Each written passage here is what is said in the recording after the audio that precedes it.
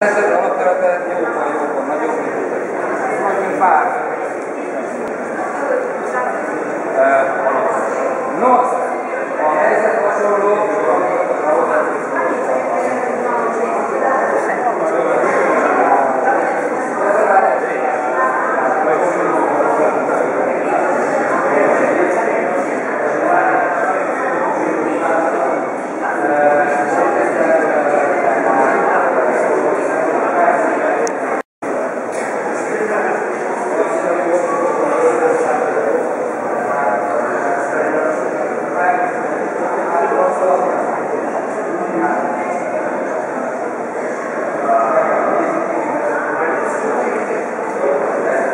korábban a helyén egy vizigót templom volt, néhány méterrel lejjebb.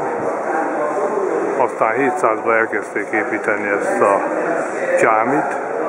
1200 után ugye elfoglalták Kordobát a keresztények, és székesegyház lett belőle. Most ez egy római katolikus templom. Ha dzsámi maradt volna, akkor a világ harmadik legnagyobb dzsámia. A kápolnákat később alakították ki. Még egy érdekesség, hogy valamikor 1013 oszlop, ilyen oszlop tartotta. Az átalakítások miatt most már csak 800 valahány van. És a boltívek azok ék alakú, befelé vezető, ilyen római vízvezetékszerű vízvezetéket tartanak, amelyek a udvarnak a vízellátását biztosítják. Az udvar az úgynevezett narancsudvar, narancsfák vannak. Régen azért volt víz, hogy a mohamedánok rituális tisztálkodását, ima előtti tisztálkodását biztosítani lehessen. Itt kiszedték később az oszlopok egy részét.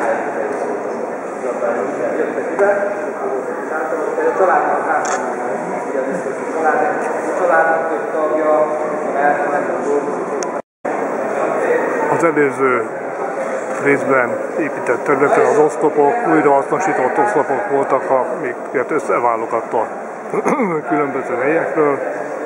Ez a rész a kalifátus ideje alatt épült, itt direkt ide gyártották az oszlopokat fekete, illetve fehér márványból. A kalifátus idején Kordoba 800 000 lakossal rendelkezett, most 300 000-rel, és a keresztények, zsidók, muzulmánok itt békességben éltek egymással.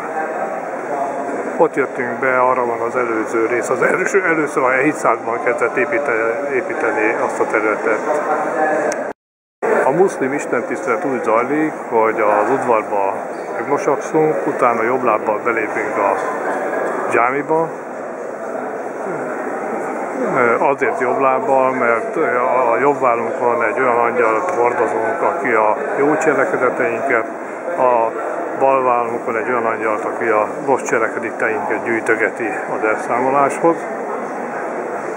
És az előimádkozó az fölmegy egy magasabb helyre, ő nem kap, csak tudja az imát, és ezt elmondja nekünk előre.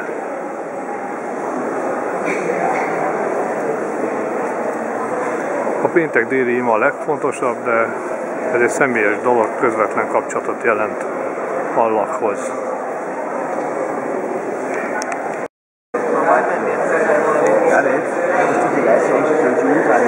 Ez az ima hely.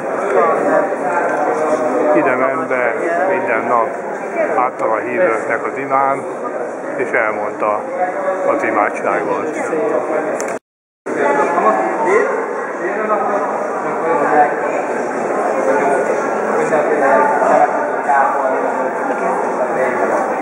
És akkor fölé meg a, hát az már egy istentudás, meg a komoly misztérium zajlik, és nem közelebb kerül, és a kupola fölött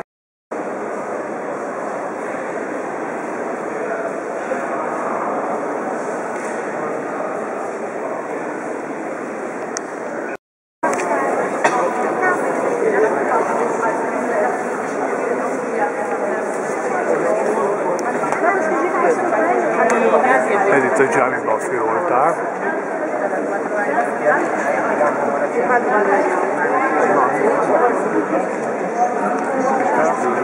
A főoltárral szemben spanyol szokás szerint a kórus.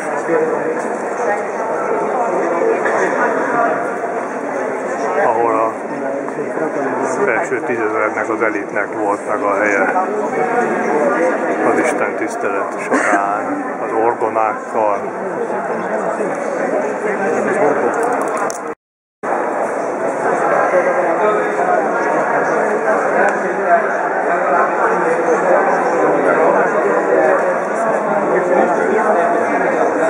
Még egyszer a főoltár.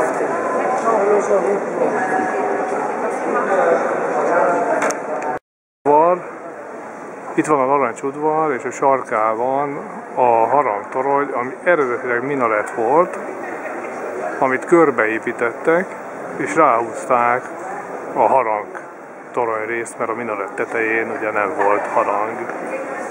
A művészínnek semmi más dolga nem volt, mint hívja a hívőket a templomba, jöjjenek imádkozni, jöjjenek a boldogság felé.